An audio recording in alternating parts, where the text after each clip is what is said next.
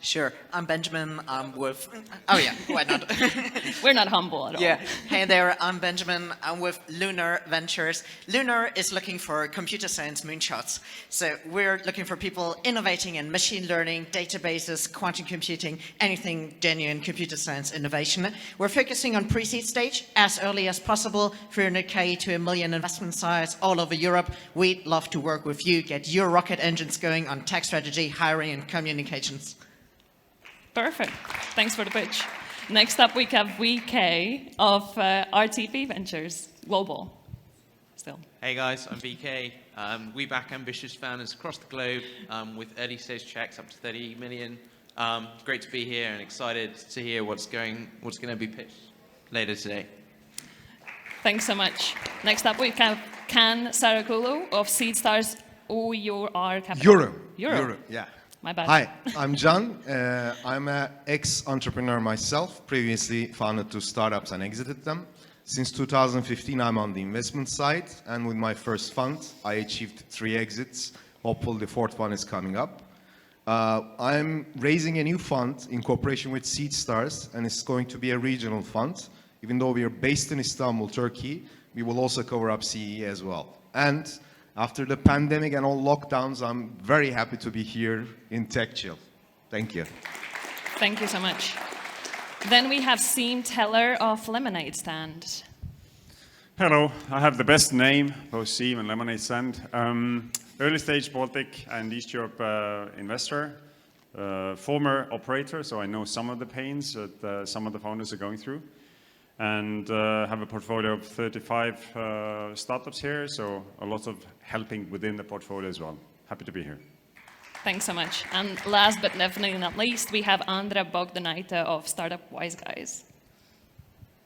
Hi everyone, super happy to be here, investing and accelerating early stage startups, mostly at the pre-seed stage. We're in particular focused on B2B SaaS, fintech, cybersecurity, but also recently started investing into consumer-facing products. And when it comes to myself, super excited about the Web3 space. So if anything good is cooking over here, drop me a line.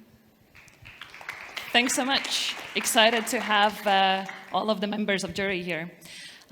Just to remind you of the practicalities, it's been like this all day, but it's going to be like this for the rest of the day also. We have 3-minute pitches of each of the founders. Then there's time, a minute or two, for the follow-up questions from the jury, and the next startup will join on the stage then. Not to put too much pressure on this, but there's a huge amount of valuable prizes for the ones winning the 50 Founders Battle in the tomorrow's finale, with 10,000 euros, no strings attached, as one of the main prizes. So let's have the battle begin. First up, I would love to welcome Nocturne on stage. Please give it up for the first founder.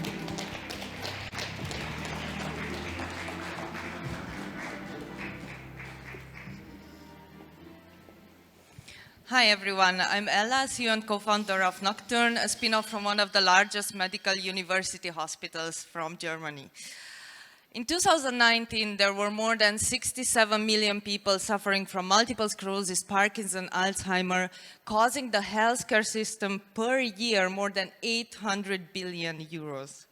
In less than 8 years from today, these numbers will explode, making it imperative to reduce this burden. Unfortunately, standard diagnostic tools are time-consuming, costly, and not widely available. We also know that symptoms start decades before the diagnosis, and early detection and personalized treatment can delay disability by years. So how can we look at the brain much faster, much easier, more frequently? By using a mirror for it, the retina. Even more, we can image this structure in 5 minutes with a device that is almost in every eye doctor's office and get these super 3D structures. What we developed was the missing part, an AI software-based solution specifically for these applications. We started with multiple sclerosis, which is the major cause of disability among young adults. We are already doing R&D in Alzheimer and glaucoma, and our vision is to be the solution for early detection of neurological conditions that can be widely available. We are a B2B software as a service company and already generated 170,000 euros since funding. We can address right now a market of 680 million euros, which can become a 28 billion one. With our solution, we can accelerate detecting innovative biomarkers, boost innovation, and are already supporting diagnosis and treatment. And we work together with international clinics and centers from Germany, Switzerland, US, and Canada. We also collaborate with 2 market leader device manufacturers. Looking at standard solutions that offer limited analysis or are costly and not widely available, and AI software solutions that only focus on the eye diagnostic, our patented CE-certified software is able to give innovative insights into the brain. We are looking right now to raise 1 million euro to increase our talented team and scale in other European markets and clinical applications. Each of us has more than 10 years of experience either in clinic or technology, and we worked together even before founding this company. We are also supported by international business experts and clinicians. We left a successful research career because we believe by using the eye as a window to the brain, we can gain more disability-free years and improve patient care. Thank you. Thanks so much. Do we have a question for the founder? Well, is it too hard to diagnose? Because you seem to be like your core is to diagnose, while it will be interesting to go to look for biomarkers in drug discovery to treat the diseases related with brain. I just wanted to get your insights and opinion on that. Yeah, we are actually going both directions. So we work with pharma companies like Novartis, for example, and this is like 2-stream revenue for us. We are working with hospitals, which is like a slower kind of a pace, but with pharma companies, they are, for example, for Alzheimer, there are 121 new drugs in the pipeline right now. And there are clinical studies also with this kind of analysis. So in that case, would you ask for royalties a little bit from the drug companies and all that, or it's just going to be like software as a service that you provide to hospitals? So right now we provide both. So we have contracts like for the amount of analysis that we will do for a 3-year study, for example, but we also provide the services. So we have the expertise to say what type of imaging, what is the quality necessary, like the do's and don'ts. So we provide the whole support also around it. Okay. We have time for the last quick question. Can you talk about the traction? You mentioned the amount of money you've raised, but is it used today in hospitals? Yeah. So we have the installments that I mentioned. They are part of the, let's say, part of the regular assessment that is done for patients with multiple sclerosis, optic neuritis, idiopathic. So we have different clinical use cases that are used right now. Thanks so much. I'm afraid time's up, but let's give it up again to Nocturne. Thank you. Thank you. Next, pitching on the stage, we have Adorney. So let's please keep the applause coming.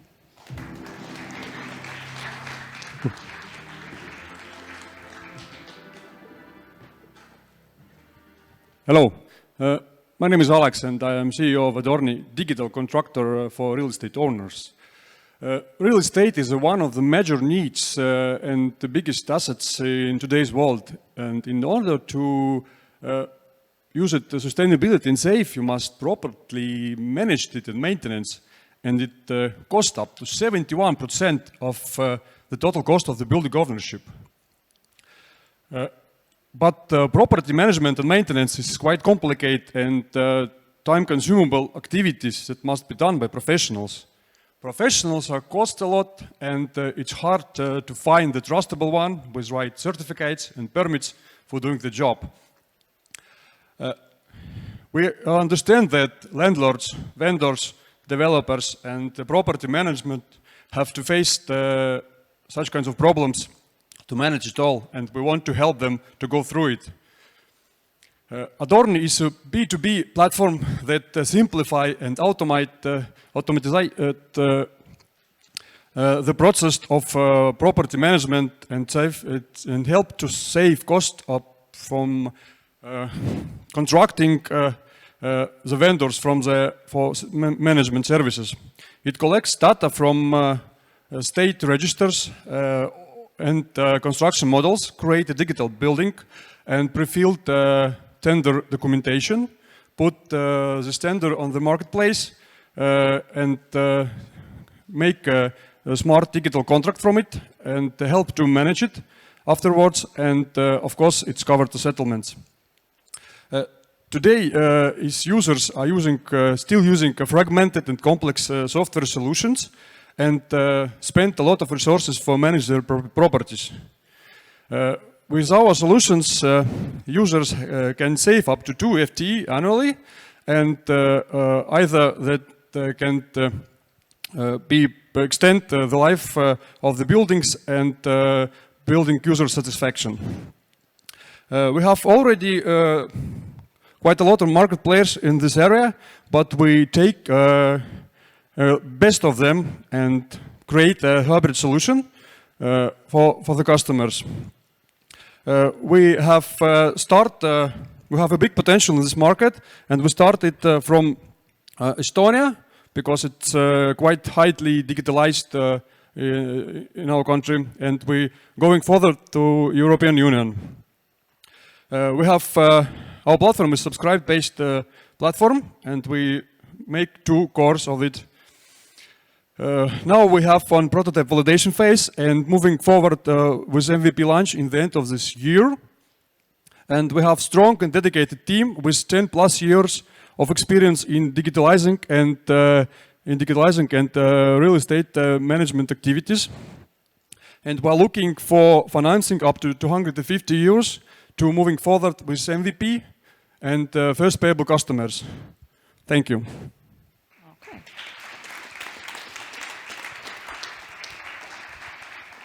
Thank you so much, Alex. Are there any questions? Yes. How have you validated? Where are you with the traction today? We validate our idea before starting to making prototype. Now we have created a prototype, and now we're moving with validation of this prototype with potential customers in Estonia. And when we receive feedback from it, I think it will be in the middle of this year, collect all feedback, and when we start to programming it. Go for it. Could you tell us a little bit more about your competitive advantage? You slightly mentioned it on the slide, but I would like to dig a little bit deeper. So how do you really stand out from the other solutions that are out there?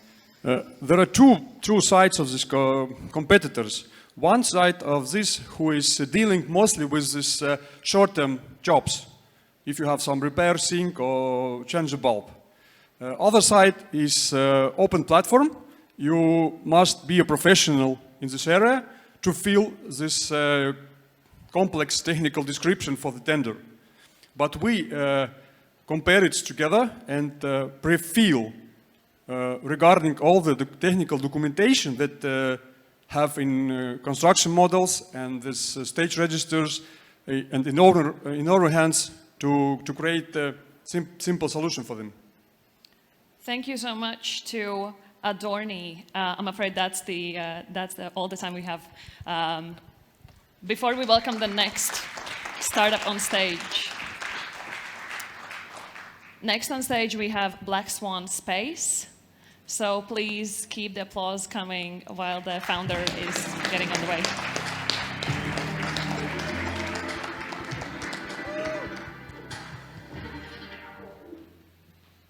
Hey, my name is Marius. I'm from Blackswan Space, and we provide autonomy solutions for satellite mission integrators and operators to eliminate risks and enable new capabilities. So the problem we're solving is the ever-growing number of objects in space, including satellites, space stations, other space assets, and unfortunately, the junk that follows. And as the number of objects are growing, it's still manually controlled from the Earth, in some cases requiring 24/7 supervision from the ground teams, which is unsafe and costly. Our solution is autonomy. Hopefully nobody's too surprised seeing a Tesla pull out of a garage without a human driver. Also, as they get cheaper and cheaper, AI-driven robotics are used even in retail and services.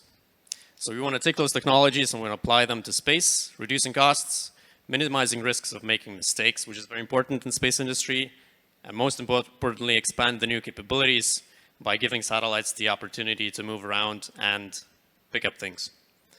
So we're building an autonomy platform called ACE. Right now it's comprised of two main parts. We have the digital twin simulator, which is a sort of a sandbox tool for our customers to play around with different ideas, generate data sets, build the software that comprises the autonomy building blocks, merge it into one brain, uplink it to the satellite, making it more autonomous. We're constantly growing our early adopters, converting them into customers. We have successfully graduated from Fit for Start Accelerator in Luxemburg, and we have public funding available there. We finished a 100K contract with the European Space Agency and have 2 more on the way. And our growing number of partners globally include the DLR, which is the German aerospace agency. So the market is fresh and growing. We're planning to charge a 1 to 2 mil subscription fee for our customers, and planning to take home about 100 mil by 2028. We're not the only ones that use autonomy to solve problems in space, but the only company that provides off-the-shelf autonomous solutions covering the entire life cycle of space missions. The team, very experienced. Our experience include aerospace, engineering, business development, full-stack development, robotics, also specialized fields of machine learning. Right now we're raising $1 million, and that helps us to kind of put out our products there and uncover some of the public funding opportunities that are available. And the second round is going to be bigger. We're planning to raise that in 12 to 18 months, and that gets us all the way to space. Thank you. Thank you so much to Blackswan. That was a very timely pitch. Thanks for that. Questions? Yes, thank you. How are you benchmarking your technology? Like, what is your North Star metric to say it's good autonomy? That's a good question. I think Tesla is. I mean, to expand, the way things are done right now is manual. So you're kind of benchmarking it against the manual labor.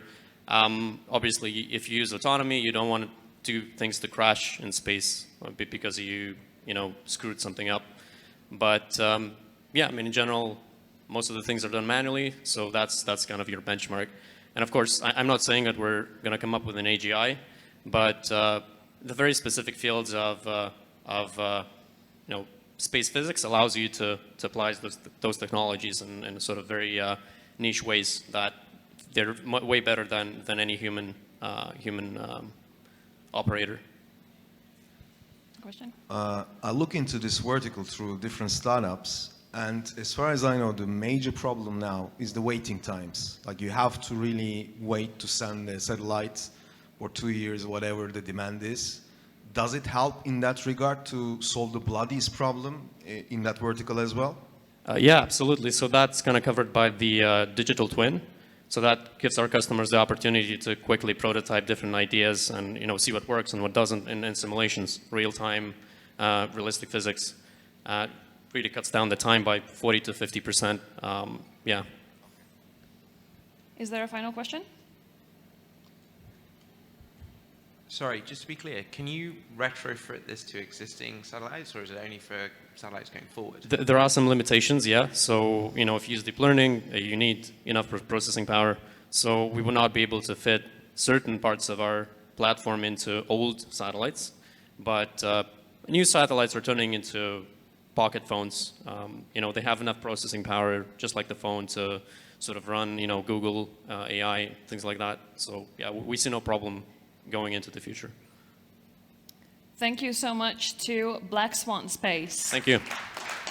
Let's welcome on stage the next pitch, which is going to be the founder from DOGIOH. Let's give it up.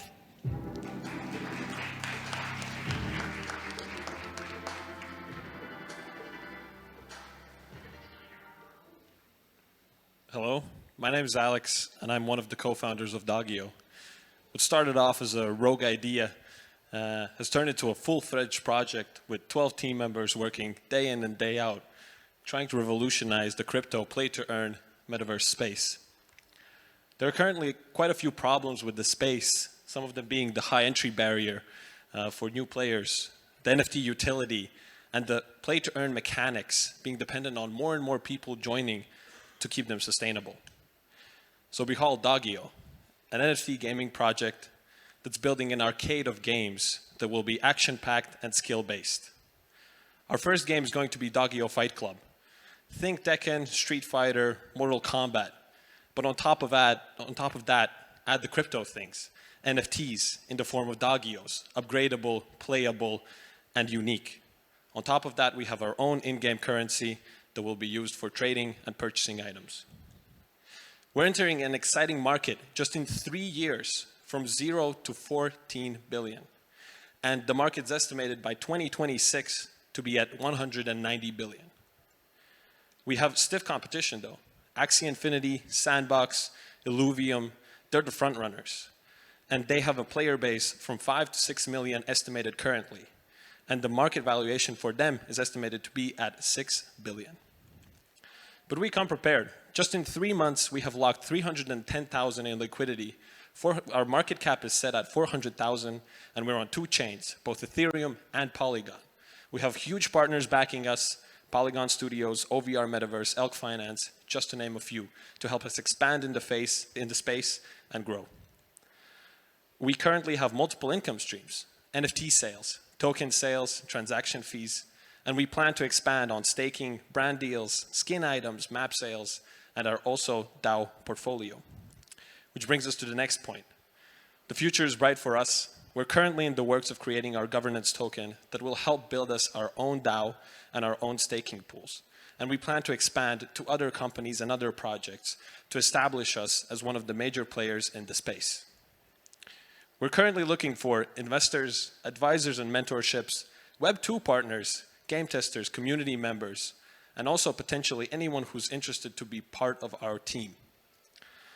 So thank you very much for your time. Here's information to contact us.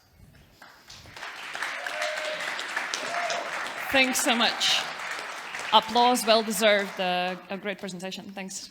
Do we have any questions? Yeah, I think NFT gaming is a very trendy topic, but what I didn't see is about the game's quality in terms of game design, your game developer team and all that, because I would assume that this NFT will only be valuable if the game is a good game. That is correct. There are multiple parts playing into this. Right now, we focused on, when we started this, we created our own in-game currency. And that's why we're moving away and we're trying to create a DAO and staking pools, which will help us with the crypto part. You're fully correct that people who will play the game and use the currency, they need an actual game that's playable and enjoyable. That's why we have a team, currently very small, of 4 developers that are day in, day out, trying to develop the game.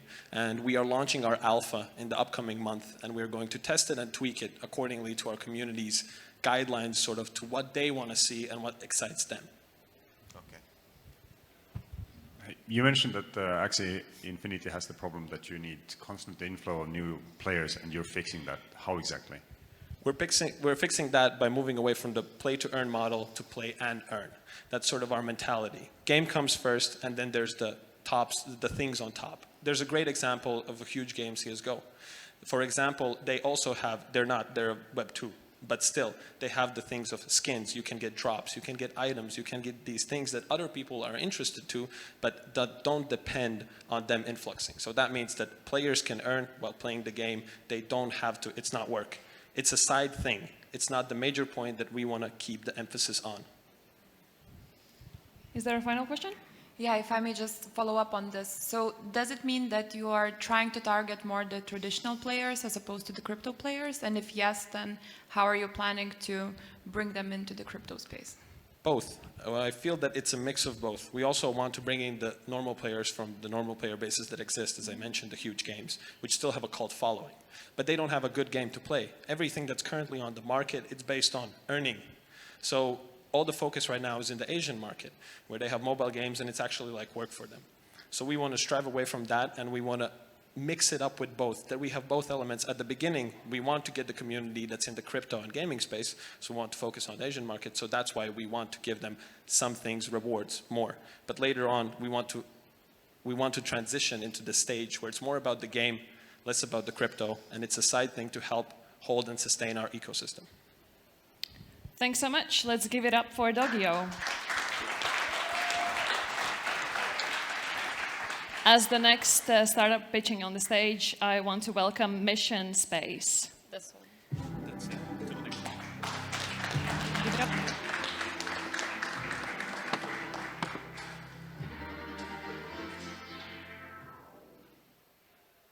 Hello, everyone. My name is Ksenia. I'm the CEO and co-founder of Mission Space. And let me ask you this.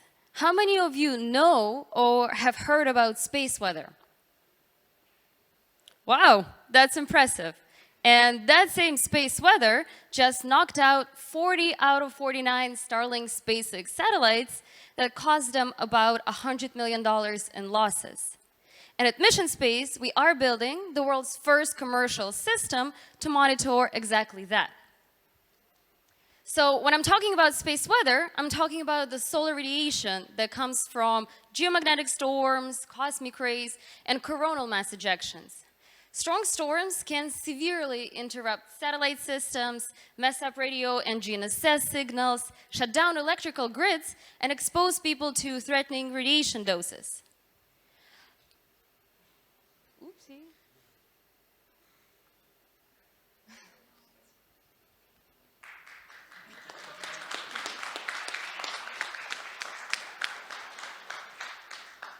That's okay. See, geomagnetic storms maybe here.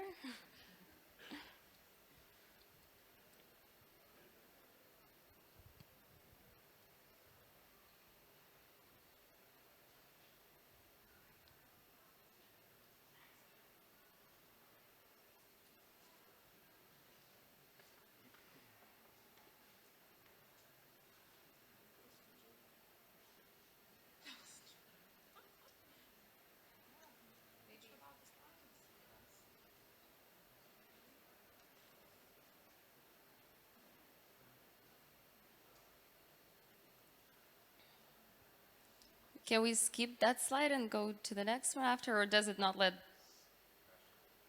No?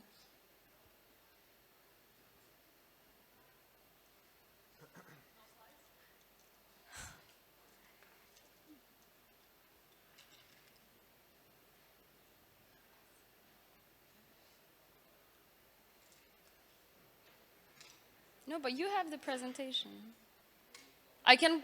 Should I go without the slides? Okay, so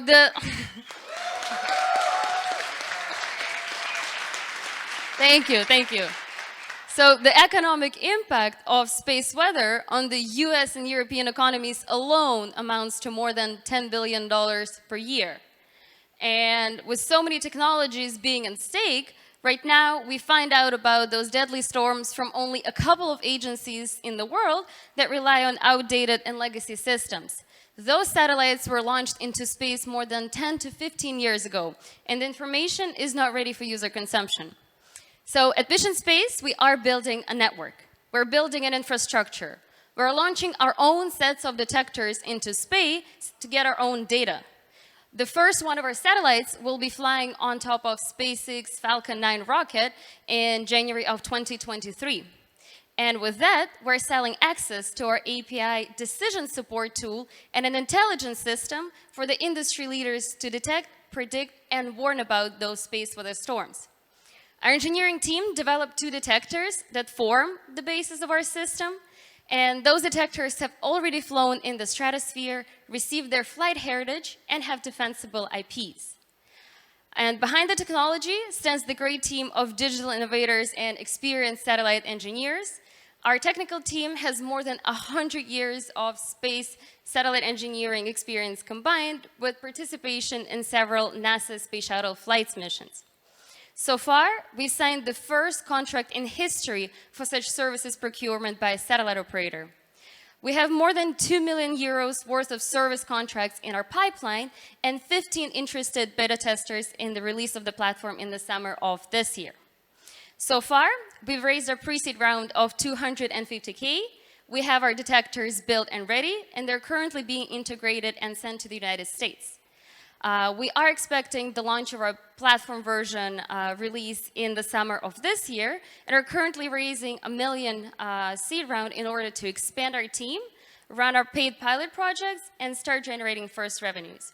And we need you to make our nation's space weather ready today. Thank you. Okay, more. Thank you. I think the applause has not been more deserved today. A great pitch, thank you. I know there's tech as a part of the name, but there's also chill, so we'll let that slide for the tech guys, no worries. But amazing pitch. Questions? Well, this really was an amazing pitch, and it's a very interesting area that I came firsthand for the first time. My curiosity is, what if the customer, the client, knows about what's going to happen, if it's storm coming up or what? Is there a preventive measure? Because I believe that it will increase the value of your service, or it will they just know and, just hold on tight and wait. Thank you so much for this question. This is an amazing question that we get most of the time. So we are operating under the motto of quantifying the risks of space weather. And there are a number of mitigation strategies that they can implement in order to save their assets not only in space, but also on the ground. When we're talking about the Starlink constellation that was lost, they experienced some drag, and they didn't know that geomagnetic storm was coming. And with our tools, they would be able to know about those storms ahead of time, at first 1 to 2 days, and then minutes away from the storm to happen. So in terms of satellites, what can they do? They can reschedule the maneuvers. They can turn with the most shielded sides. They can shut down non-essential systems in order to wait just seconds, but save millions worth of their assets.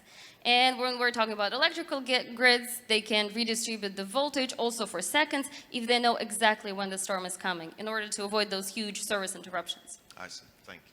Seem or the... Yeah. You mentioned the billions lost yearly due to these problems. What is the willingness of the customers? It is showing up in your pipeline, but how much are they actually willing to pay for this service? Yes, also amazing question. And unfortunately, I didn't have the slides, but those slides nicely show how there is the cost of unsupplied energy to the UK national grid, how 950 million satellites were lost because of space weather. And answering your question, well, those events happen not on a daily basis, on a monthly, but as our go-to-market, we're targeting the satellite industry market first, because those guys know what it is, and for them, it's not just nice to have, but it's a must-have in order to save those assets that they are losing because of space weather. And right now, they have nothing. What they have is the federal national solutions that are free of charge and are of questionable quality. So they need, and they're pretty responsive to us. That's why we're able to reach them. Thank you so much. Again, even a stand innovation would be on time right now. Thank you. Thank you.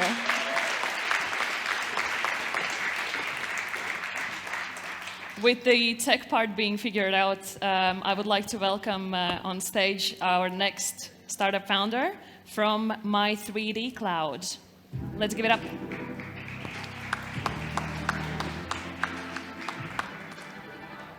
Hello everyone, my name is Reinis. I'm a CEO of a company called My 3D Cloud, and we are building a 3D hub and marketplace for construction industry to help them achieve global digital transformation. Today I will tell you how we are going to build a $2 billion company just in 3.5 years. There is a huge problem. 92% of construction projects are not finished on time, causing economics and governments huge losses every year. And it is happening because it is very easy to make mistakes in a 2D planning of complex buildings. And the way the industry is trying to solve that is by applying 3D technologies and concept called digital twins. But there's a problem too. A lot of new players are coming into the market, and it's not easy to find a good experienced subcontractor. Another problem is that even if you are very good at what you do, it takes public reputation and recognized name to build your 3D business. And the third problem is that there is still no common standards in the 3D industry how 3D projects should be done. Our response to that is a global marketplace where we provide proper interactions between industry players. And market is huge. Over 100 million people use Autodesk software like AutoCAD, Revit, Fusion 360 and similar. And in next 3 years, we are planning to acquire 100,000 new customers. And once that's done, the exit options are really clear. There are BlackRock and Vanguard basically controlling monopoly in 3D software industry. And the way they are doing that is by keeping the small cells and trying to keep the users inside these closed ecosystems. What we are planning to do, we are going to crack that wide open by providing proper interactions between industry players and 3D software providers. So our business model is very simple. We take commission from each deal, and we also charge for additional services on the platform. We go to market by creating a public profiles of 3D service providing companies, and then inviting them to claim the rights to use these profiles. We have 700 users, bold interest showing British Petroleum, Government of Latvia and Estonia. I have 7 years experience in 3D industry by running a 3D service providing company. So all our team have regional insight from the industry. We are now raising 250,000 euro to get 10,000 new customers. We are expecting to receive 5 million euro investment from European Commission. We are backed by government of Estonia, by leading universities of Baltic states. And by end of June, we are planning to open the first version of Marketplace and find an investor today. Thank you. Thank you so much, Rainis. Do we have a question from the jury? One challenge of marketplaces is always inventory. How do you get people to your platform? Yeah, we started with the B2B SaaS platform. The construction industry vertical is really very clear. You have surveying companies who is delivering data to architects, and then architects delivering data to construction companies, and then construction companies to the governments. So we started the surveying companies and the relationships between them and the architects. So it's pretty easy. It's not evening yet. Mine is not a question, but a feedback. The idea and product seems to be really good, to be true. It will be great if you showed the product a little bit, so we will try to understand and foresee, because it's really hard to imagine this construction turning automatically into a 3D digital twin. Just my, Thank you for the feedback. I will try to do it in the next speech. Do we have another question?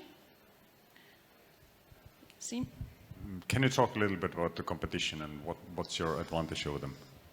Yeah, well, our competitors are industry leaders like Autodesk, Trimble, Hexagon.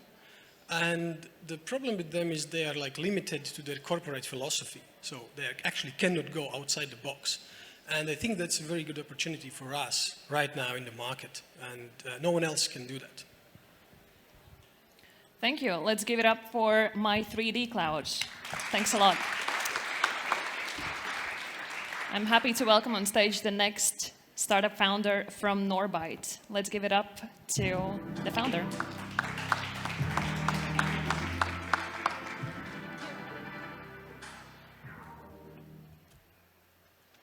Hi.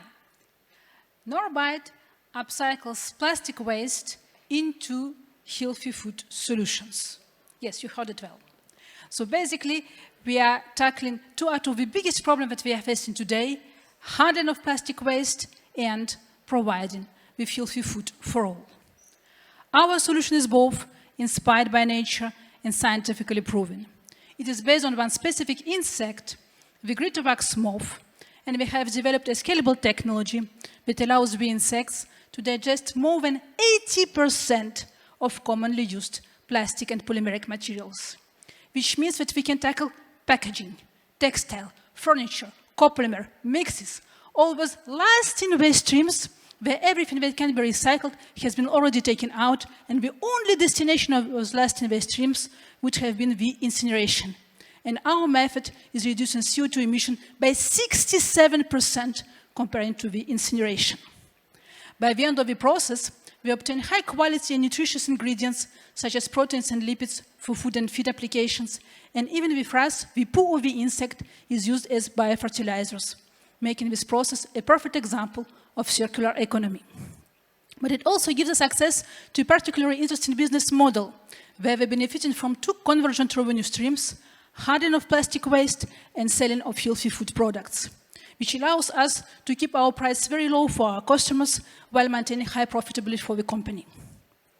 Our team, the company was founded by me, who was trained and educated as chemist and chemical engineer with a PhD in biotechnology, and more than 15 years of relevant international experience, of which 10 years within plastic industry, 5 years within insect industries, and 5 years as a C executive within a startup where I contributed to grow from 10 million to €500 million valuation. There's also Maxim Shapovalov, who has joined with his mathematical background. He's mainly focusing on methodology and modeling to help to transfer biological systems from laboratory to industrial scale. We also receive the help of an international advisory board and mentors and experts of different incubation and acceleration programs we are part of. We have also subcontracted several corporate skills. Our technology is patented, and we have good traction with our customers. Our next step is the automation and scale-up of the technology, the co-development of the products with the early adapters, and the increasing of the team. To achieve those milestones, we are currently seeking a seed round of €2 million, of which 1 million is already committed. So Norbite has developed a disruptive technology that allows a real breakthrough in our way of handling plastic waste and upcycling it into healthy food solutions. So let's do it together. Thanks, Natalie. Do we have a question? Can you talk about the business plan? Are you going to license the technology? Are you going to build the facilities yourself? What's the plan? So the go-to-market strategy is dual. We are doing both, building our own factories and also developing a licensing model, especially to go to the geographies where it would be difficult for us to go in person. You mentioned that you have the first LOI. Could you tell us a bit more? What is it about? How will they support you? Yeah, so we received a letter of intent from both upstream and downstream of our process. So we are working with aquaculture companies like Reselo in Finland, also with Portuguese vineyards cooperative, AVP, and from a company based in the US working on a space trips, Piton Space. We are interested by the whole solutions with handling of waste and providing with food for astronauts. Well, you know, recently there are news that, you know, even on fish, there are traces of plastic.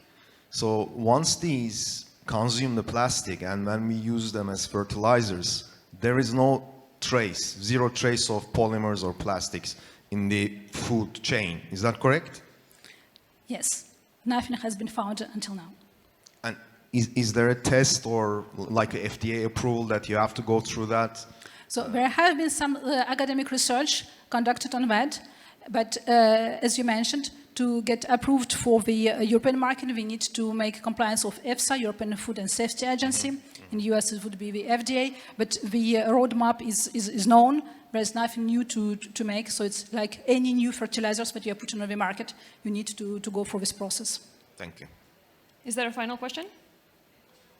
If not, thank you so much, Natalie. Thank you. Thank you, Norbite. Next up on stage, we have B-cube.ai, so let's welcome them warmly.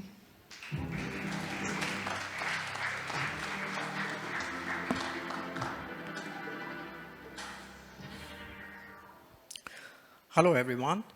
My name is Guru Prasad. I am the co-founder and CEO of B-cube, the ultimate all-in-one AI-driven platform for crypto traders. So the problems in the industry is more than 95% of the people lose money in crypto trading because crypto markets are volatile, they trade 24/7, there is no transparency, and a lot of scams are there in this industry. And the solution, we have created trading tools using AI technology, which automates everything just at a click of a button. We use smart contracts for transparency. We are currently undergoing regulations in France, hence becoming a completely regulated entity. We have total 80 million people of total size. out of which we are aiming to capture a market of 10,000 users by Q4 2022. Business model, we have several revenue streams. We have a marketplace where we offer products between 149 to 449 euros. And we have a DEX trading bot where the profit sharing happens using the smart contract where any publisher can publish their strategies and we get commission out of it. We also have sentiment analysis indicators and we have several other products on the marketplace where they can post it for 10 euros per month. And people can build their own bots by end of this year. This is how our marketplace looks like. It will have information about the performance, list of bots, and who is the publisher. And a little bit more information will be there in the next page, and technical information and live tradings. And this is our profit sharing smart contract product, which any publisher can use, where we get the revenues. And this is our completely in-house built product, sentiment analysis. We will come to know the sentiments of the people from various social media, which helps in predicting what can happen next. And this is our technical analysis screener where you don't need to know any technical indicators or any mathematics. You can get the answer and the output in plain English. So our traction, we have more than 1,200 paying clients as of now, with over 11,000 people registered on our platform. We raised 2.7 million euros last year in a token sale. We have revenues of more than 500,000 euros since beginning of last year. And we have recorded $365 million of trading transaction on our platform since the launch. And our token price has appreciated by 4x since the sale. This is our team. We come from the background of hedge funds, trading, banking, IT, software, AI. And we also have a PhD person in our team, comes from AI ML background, data engineering, quant analyst, data and developers. And we have advisory board from mathematics, computer science, business development, legal, and blockchain. And we are part of University Paris Saclay and many other eminent ecosystems and partners. And we were ranked one of the 17 most hottest startups by Forbes magazine last year. And this is our contact details for you to approach us. Thank you so much. Thank you so much. Thank you so much, B-cube. Any questions? Yeah, cool. Thanks for the pitch. As part of the 90+% of people that have lost money in crypto markets, could you touch a little bit on your acquisition strategy for getting users? Sure. So far, we have not done any marketing by spending the money. What we have done is purely content marketing. We write articles on Medium Post. We have Telegram channel. We have Twitter. And we improved our SEO. For example, if you go on Google and type crypto bots or crypto AI bots, then we are among the top 5. So this is how we are getting the clients currently. That was a very good question. I actually wanted to ask that as well. But to be honest, like, how does the competitive landscape look like? You mentioned that you're among the top 5 apps out there, but how do you stand out from the competition? Yeah, for example, any of our competitors like Krill or Crypto Hopper or anybody who are European-based marketplaces, they have execution of orders between 14 to 17 seconds, which means like when you press a buy button, by the time it executes, it will be 15 to 17 seconds. But we are able to process between 6 to 7 seconds. So we have huge technological advantage. Even we can scale to up to 500,000 people with the same kind of pace that we have. With further optimization, we can even go down. And since we have sentiment analysis indicator, which is totally in-house built, we can use it for other kind of things. For example, NFT trends are going on. We can know which can be the next NFT that people are speaking, and that can be the next big thing. So this is our technological advantage. How do you benchmark your technological advantage? Like, how do you know the sentiment analysis is working, your bots are not losing any money? Sure. For example, like if you see the benchmark as Bitcoin, buy and hold, like if you just buy it on 1st of January 2022, and if you're holding it until now, if it's 20%, then following our technology, you have done much better than that one. So we keep the benchmark as Bitcoin if you're trading in Bitcoin. We keep it as Ethereum if you're trading against Ethereum bots. So far, 85% of all our bots which is available on our market cap, like our own third-party people, they have outperformed the market. Perfect. Thanks so much. I'm afraid that's all the time we have for the questions, but let's give it up once again for Thank you so much. B-cube. Next up on stage, we have a founder from Enzymity. So let's welcome him on stage.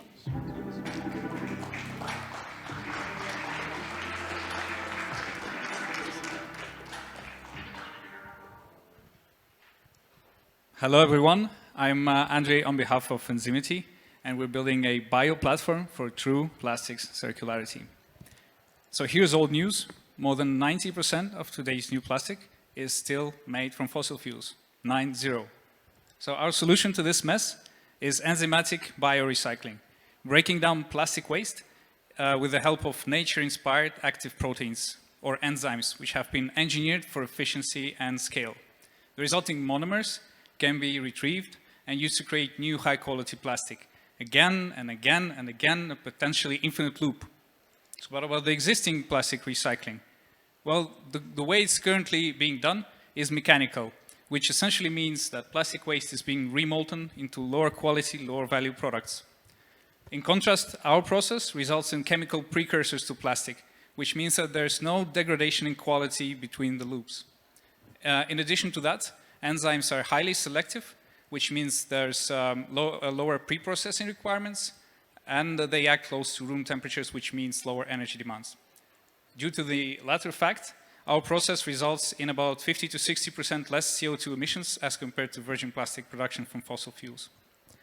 Unlike competition, or as we call them, colleagues, we are putting a lot of emphasis on developing a digital platform to help us streamline the enzyme optimization process as much as possible, leading to a portfolio of enzymes for different types of plastic, which will enable us to successfully treat mixed plastic and mixed material waste streams, aka the holy grail of recycling. The first type of enzyme that we're working on, though, is the one to break down polyethylene to raphthalite, which is the long name for PET, one of the most popular packaging materials with a steadily growing global demand. High-quality PET items are currently available at scale only using fossil fuel-derived feedstocks. But there is a growing awareness among consumers about the need to improve the status quo, and that puts a lot of pressure on consumer brands to adopt increasingly bold circularity pledges. The plastics value chain players, in turn, are on the lookout for opportunities to meet this growing demand for more sustainable solutions. And that is where we come in. Our enzymatic depolymerization technology will be licensed to plastics recyclers and producers with enzyme sales as an additional recurring revenue stream. We're currently in talks with some of the biggest recyclers in the Nordics, as well as the Paris HQ of L'Oréal, regarding product tests, which are expected to happen in the summer of 2022. We are a Riga-based team combining biotechnology, business and sustainability expertise, and we are working on engineered enzymes to turn plastic waste streams into valuable raw materials for new high-quality plastic. We'll be raising a pre-seed funding this summer to move from a proof of concept to a prototype.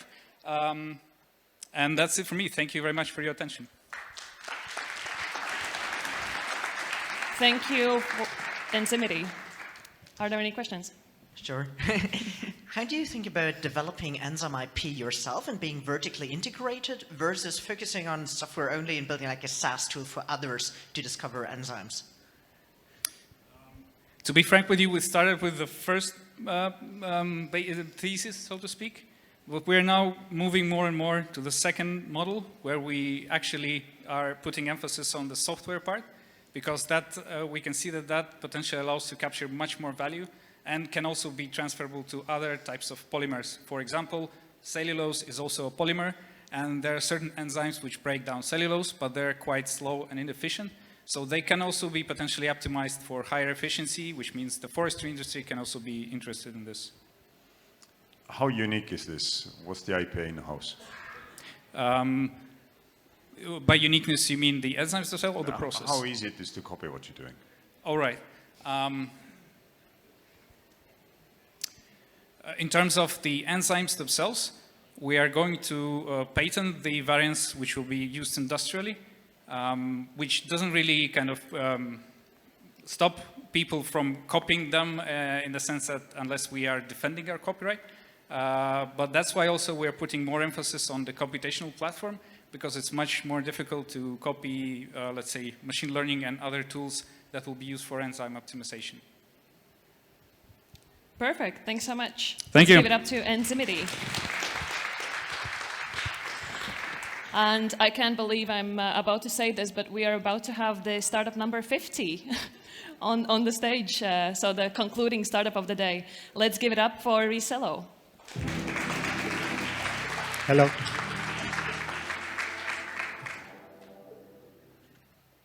Hello, I'm Thomas from Reselo, and we want to replace all fossil-based plastics with sustainable biomaterials. So if you look at the footwear industry, you may get the idea that, okay, there's a lot of progress when it comes to sustainability, because you have seen ads like fossil-free by 2030, mushroom-grown materials, or 100% recyclable. But most of these innovations actually target just the upper part of the shoe, not the shoe sole, which is kind of the most important part of footwear. Footwear of shoe soles are made from these materials, and as you can guess, they're all fossil fuel derived. And there's no real good biomaterial available right now. The problem of the size of the problem is about $4.5 billion US, which is the market value for those materials in footwear alone. And we want to help brands that have kept we want to help brands that have set those ambitious standards to be fossil-free to actually keep their promises. So our solution to the problem is Reselo rubber. We have developed a process where we can take birch bark and make it a novel biomaterial. You may ask why birch bark? So this is an abundant feedstock of the global pulp, paper, and plywood industry. Scandinavia alone generates about 1 million tons of this feedstock every year. So from this, we basically go now to prototype development projects together with customers, which are big brands in Scandinavia and also in Europe. And they pay for the material that is used in these projects. By 2025, we're going to produce about 5,000 tons, and this is a demo production plant, so this is not even industrial scale. And by 2039, we're going to exceed a revenue of more than $1 billion US. And this is basically coming from direct sales of our material to customers, but also to generate custom-made recipes for specific applications, looking not just at footwear, but also at more rubber products. And on the way, we're also going to save quite a lot of carbon dioxide, since our material has a lower carbon footprint than existing solutions. Our team consists of the 3 founders of Reselo, so we are about 1.5 years old now. We have Henrik, who is an experienced business developer, and he did hold various management positions in small and big companies. Josephine comes from the pulp and paper industry, so she's a product developer and knows our feedstock very well. And I bring the technical expertise. I'm the tech guy in the team, so I develop the material and the underlying production process. And this is Reselo, and we hope you will join us in the next rubber revolution. Thanks so much. Perfect on time. Any questions? I'm curious about how does it feel? I mean, did you do any customer testing? Just like your trainers, did you give it to someone, spend a day walking, or did you talk to sports people? Yes, yeah. So we made a list of, let's say, 100 big brands that have put sustainability on their webpage and said, okay, let's contact them. We reached out to 10, and they were all like, we want to test it. Give us kilos of the material. And we were at gram scale production. So there was like a mismatch. So now we have closed this gap that we can actually produce through a third party, kilos, and that's why we can actually start the prototype development now. So it's like in a very early stage, I would say. It's the first trials. Okay. Any other questions? The typical competition question, what other alternatives are shoemakers considering? Yes, so if you want to go green, you basically don't have a real alternative. This is what customers told us, and really brands that have been looking for, let's say, 7 years for sustainable solutions. This was really surprising to me. I thought there would be something out there, but it's actually not. And it's kind of, I mean, there's not much research going on in this kind of field, specifically for rubber. For plastic, yes, and packaging, but rubber is kind of a bit out of the picture. Maybe another question. What are the other applications of of the stuff you're going to make? Yes, yeah. So we have been focusing on footwear because this is our target market, also price-wise. But once we got some kind of media coverage, customers actually came to us from other applications and were like, can you do this as well? And this is like playground throwing, protective gear for sports, for also kids and so on. So everything where dampening is important, I would say, impact. So. Thanks so much. That is it from 50 Founders Battle. So a huge shout out to everyone pitching today. Thank you. More of that. Yes. Yes. Really good. I was asked by the following panel to wake everyone up, but by the applause, it sounds like there's no need for that.